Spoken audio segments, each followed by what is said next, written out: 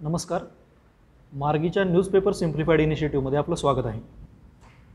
Newspaper simplified किंवा मार्गीचे दुसरे newspaper related initiative जे आहेत मार्गी मॉर्निंगसारखे, त्याचा पर्पजच काय आहे की क्वालिटी मटेरियल म्हणून न्यूजपेपर विषयी अधिक सिरियसनेस ॲस्पिरंटमध्ये निर्माण व्हावा.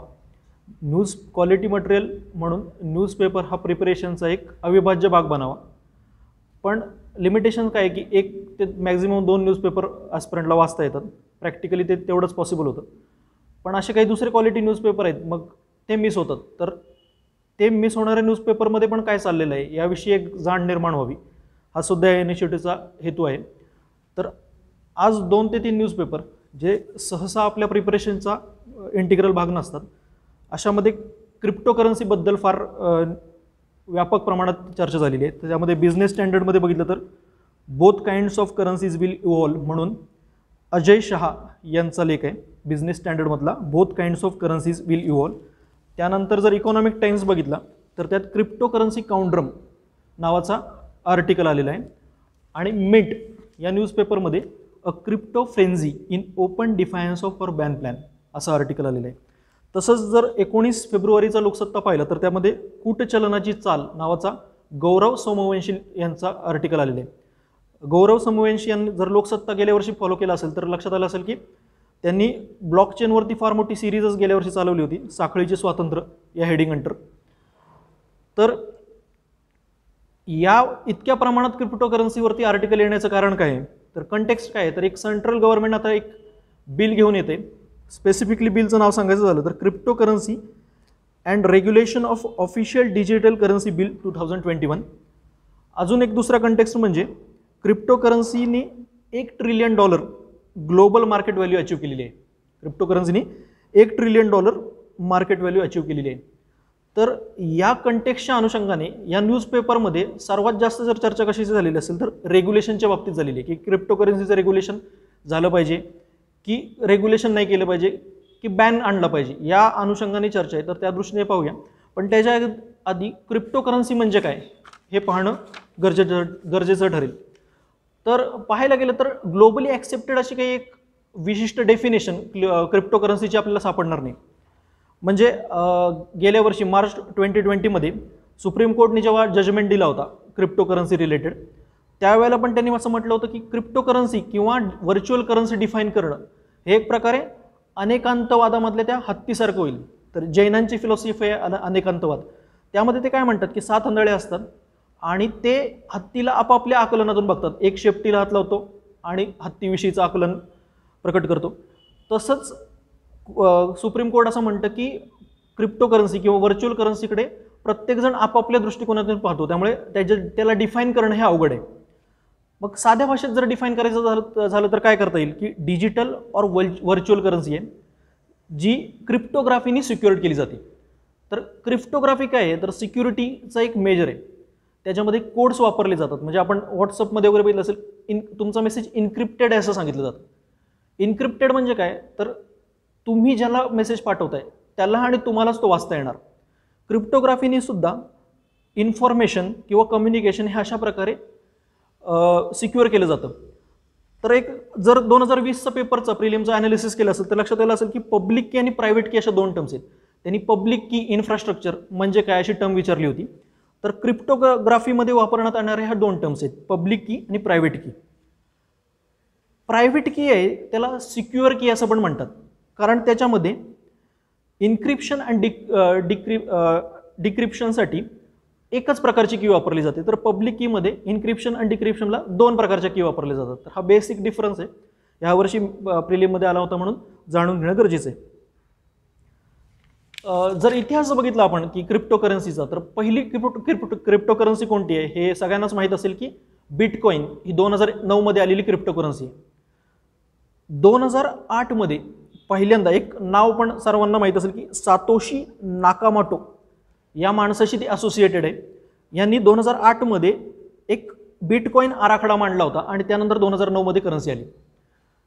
तर हा जो सातोशी आहे तो एक व्यक्ती आहे की एक ऑर्गनायझेशन आहे, एक समूह आहे, याविषयी काहीच कल्पना नाही. बरेच रिसर्च झाल्यानंतरही अजून त्याची ओळख पटवता आलेली नाही आहे.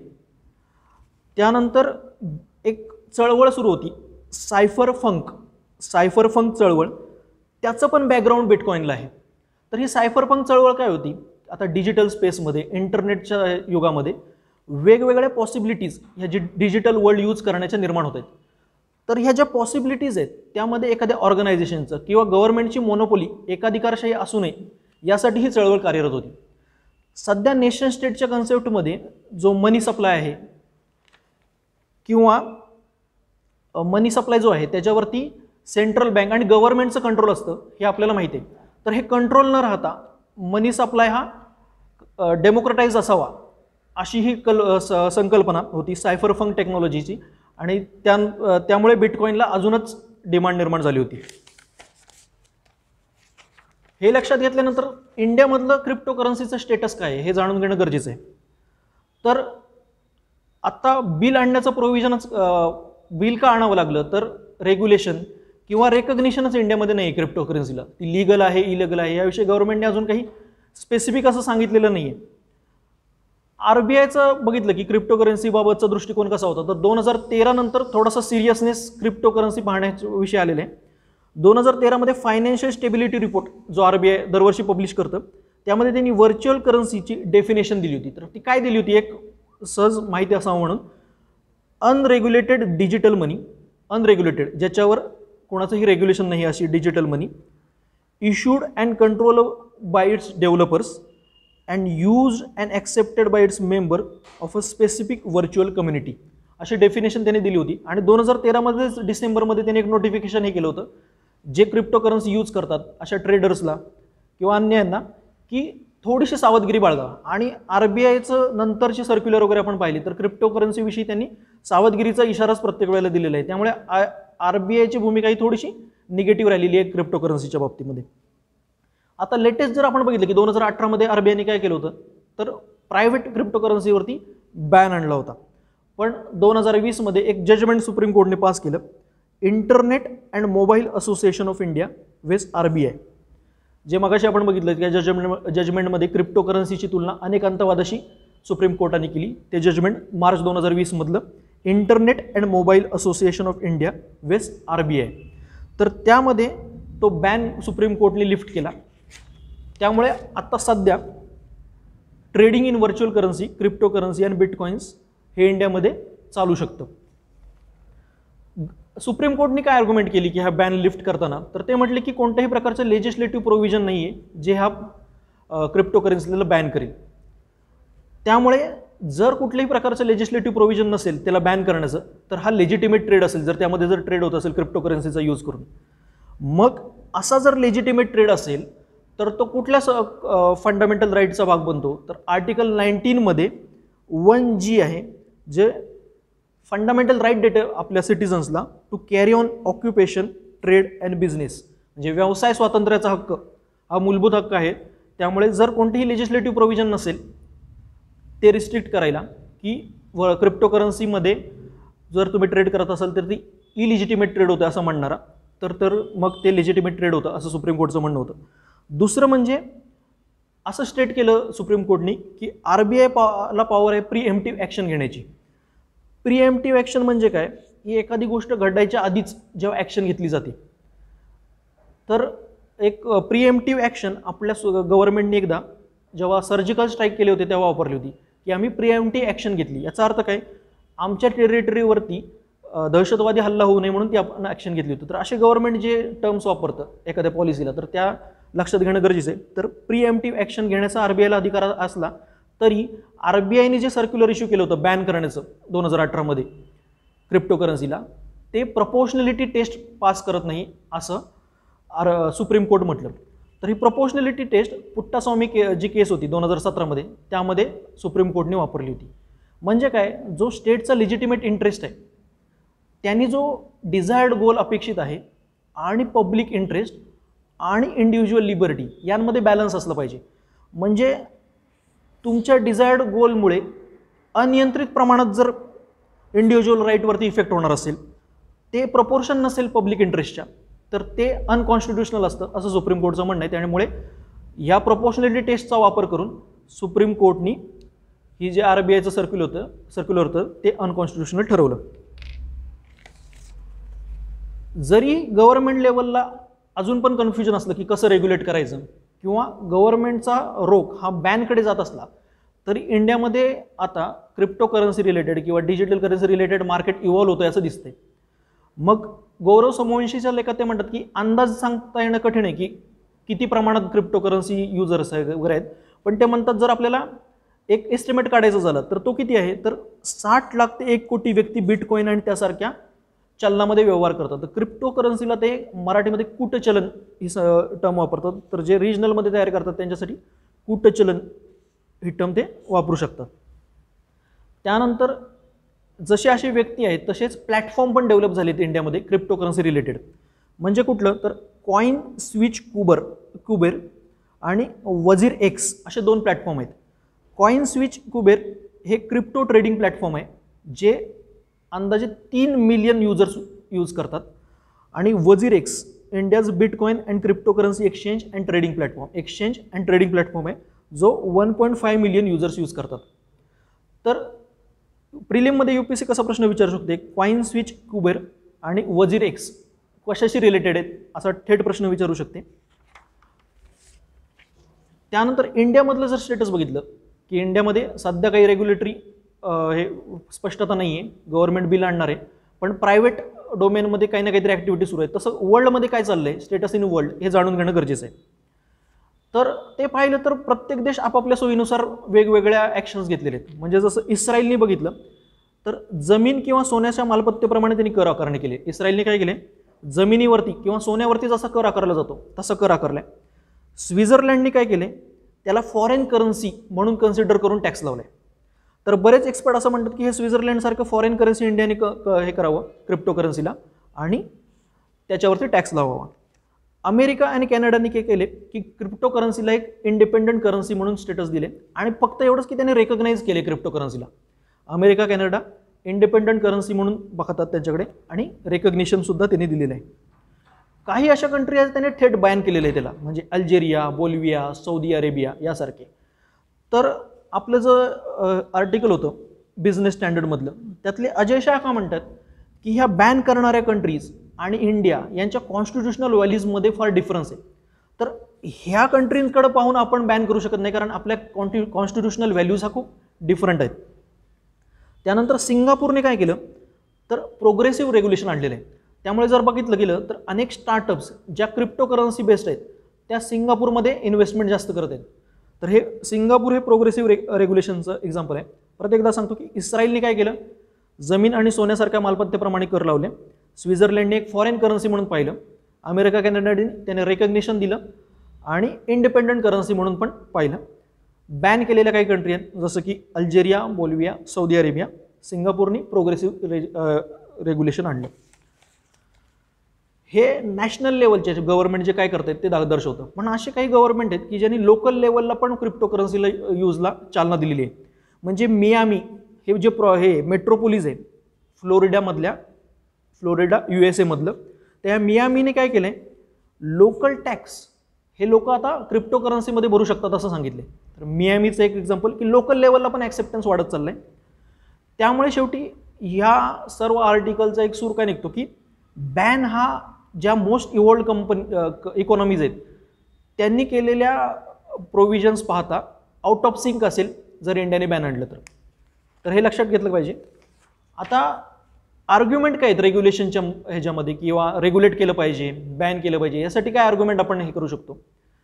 तर आपलं इंटरमिनिस्ट्रियल कमिटी होती ऑन व्हर्च्युअल करन्सीज. तर जेव्हा UPSCमध्ये आपण आन्सरमध्ये आपली बॅकिंग द्यायची असते तेव्हा गव्हर्नमेंट कमिटीज काय म्हणतात हे माहीत असणं गरजेचं आहे. तशीच एक government committee interministerial committee on virtual currencies, त्या म्हटले की virtual coins lack attributes of currency and cannot replace fiat currency. करन्सीला जे ॲट्रिब्यूट्स असतात ते लॅक आहेत व्हर्च्युअल करन्सीमध्ये, त्यामुळे ती फिएट करन्सीला रिप्लेस करू शकत नाही. तर सगळ्यांनाच माहीत असेल की फिएट करन्सीचे काय इम्पॉर्टंट हे आहेत कॅरेक्टरिस्टिक्स आहेत. ते एक तर लिगल टेंडर मनी असतं फिएट करन्सी आणि त्याला इंट्रेन्सिक व्हॅल्यू नसते. जसं आपली नोट आहे, 10 रुपयाची नोट असली तरी त्याला तिची आंतरिक मूल्य ते 10 रुपयाचं नसतं, पण गोल्डमध्ये ते इंट्रेन्सिक व्हॅल्यू असते. तर fiat currency 2 important, legal tender असतं आणि इंट्रेन्सिक व्हॅल्यू नसते. इंटरमिनिस्ट्रियल कमिटीने त्यामुळे जी व्हर्च्युअल करन्सीवर इस्टॅब्लिश झाली होती त्यांनी प्रायव्हेट क्रिप्टो करन्सी बॅन करायला सांगितलं. ते असं म्हटलं की जर समजा RBI घेऊन आली एखादी डिजिटल करन्सी तर ती चालू शकते, पण प्रायव्हेट डोमेनमधली करन्सीला बॅन केली पाहिजे. दुसरं असं की प्रायव्हसी खूप जोपासली जाते ह्या करन्सीमधून. आपल्याला माहीत नसतं की कशा पद्धतीने व्यवहार होत आहेत, तर त्यामुळे मनी लॉन्ड्रिंगसारखे ॲक्टिव्हिटी खूप मोठ्या प्रमाणात होऊ शकतात असं एक्सपर्टचं म्हणणं आहे. त्यानंतर असं काही एक्सपर्ट म्हणतात की जर आपण क्रिप्टो करन्सीला मान्यता दिली तर आपल्याला एक प्रकारे फुल कॅपिटल अकाउंट कन्व्हर्टिबिलिटी करावी लागेल, जी आपली आता पार्शल कॅपिटल अकाउंट कन्व्हर्टिबिलिटी आहे.